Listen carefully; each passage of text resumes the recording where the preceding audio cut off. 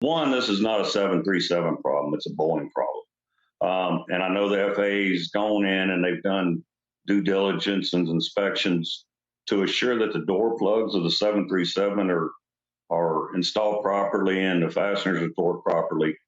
But my concern is what's the rest of the airplane? What's the rest of the condition of the airplane?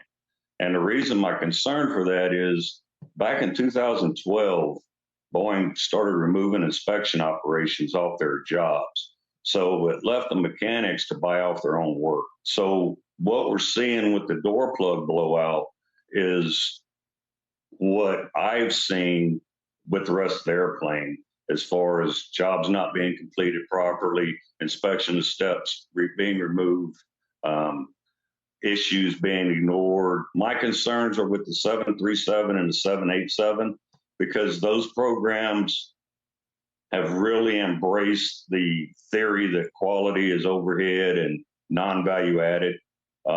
So those two programs have really put a strong effort into removing quality from the process. When I first started working at Charleston, I was in charge with pushing back defects to our suppliers.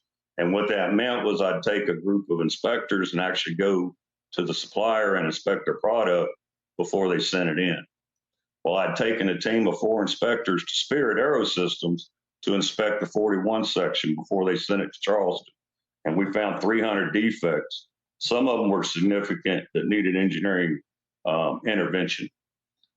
When I returned to Charleston, my senior manager told me we had found too many defects and he was going to take the next trip. So the next trip he went on, he took 2 of my inspectors.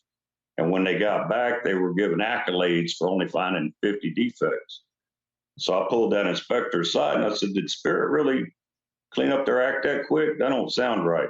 And she was mad. She said, no, said the 2 inspectors were given 2 hours to inspect the whole 41 section and they were kicked off the airplane.